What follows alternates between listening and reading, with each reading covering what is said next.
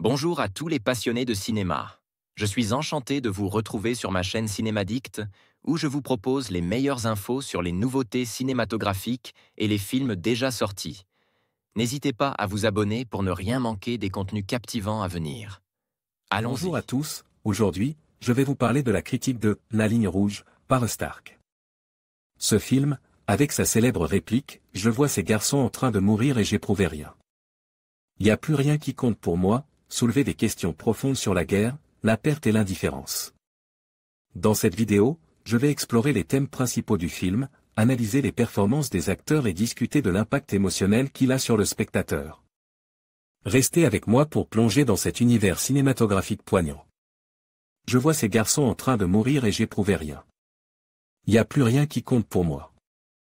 Jones et Reilly, La ligne rouge, de Terrence Malick, 1999, 20 ans après avoir réalisé son dernier film, Les Moissons du ciel, Terrence. Malick revient derrière la caméra pour livrer ce qui va être l'un des films les plus emblématiques de sa carrière. La ligne rouge est une immersion de 2h50 dans la vie de soldats envoyés au front, lors de la bataille de Guadalcanal durant la Seconde Guerre mondiale. La ligne rouge n'est pas réellement un film sur la guerre, mais plutôt une œuvre qui en parle en l'abordant de manière singulière. Bien que certaines scènes de combat soient impressionnantes, le film tend bien plus à demeurer dans l'œuvre intimiste. La caméra suit ces soldats qui petit à petit laissent une part de leur humanité dans cette guerre. Une guerre qu'ils ne comprennent pas. La ligne rouge, c'est aussi la confrontation de deux univers, celui de la nature, divine, pure, calme et impulsive, et celui de la guerre, sanglante, éprouvante, dure et impartiale. Comment les hommes en arrivent-ils à de tels extrêmes ?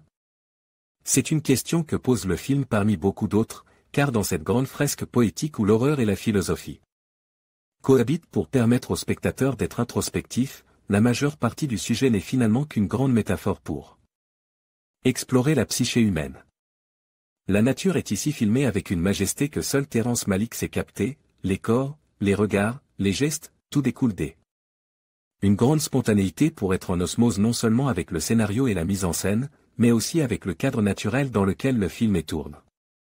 Il s'agit là de la mise en image d'une guerre au paradis, et à l'inverse d'un film comme The Tree of Life, du même réalisateur, qui se rapproche plus d'une grande symphonie lyrique et métaphysique sur la vie et la famille. La ligne rouge est un long métrage qui se veut plus représentatif, et il est d'ailleurs bien plus accessible également. La seule chose qui peut perdre le spectateur, c'est le rythme, mais pas l'histoire, cette dernière étant très linéaire, ce qui ne lui enlevait rien de sa grâce. Mais en effet le film est volontairement lent, ce rythme particulier est justement là pour favoriser la réflexion. Il permet aussi de dépeindre plus clairement ce qu'endurent les personnages, à l'instar de la nature qu'ils profanent malgré eux. Cet ensemble est survolé par la mise en scène fluide et très libre du réalisateur, mais aussi par la musique poignante, mais parfois aussi inquiétante et dure, de Hans Zimmer. Bien qu'il n'y a à proprement parler pas de personnage principal ici, on peut en revanche dénombrer pas moins d'une vingtaine d'acteurs. Tous mis à un moment ou un autre en avant.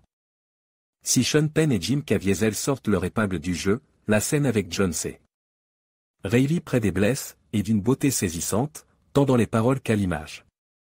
La ligne rouge est un film qui réussit tout ce qu'il entreprend. Une œuvre très forte, poignante, et belle comme un tableau.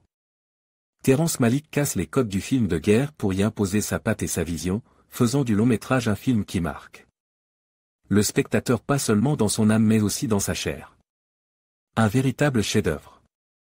Ma note, 10 dixièmes. En conclusion, la critique de « La ligne rouge » par Stark nous plonge au cœur d'une réflexion profonde sur l'impact de la guerre. Et l'indifférence qui peut en découler. La phrase poignante « Je vois ces garçons en train de mourir et j'éprouvais rien. Il n'y a plus rien qui compte pour moi » résonne comme un cri de désespoir face à l'absurdité de la violence. Ce film, à travers ses images saisissantes et son récit poignant, nous invite à questionner notre propre humanité et notre capacité à ressentir dans un monde où la souffrance semble banalisée. Il est essentiel de ne pas perdre de vue l'émotion et l'empathie, même dans les moments les plus sombres.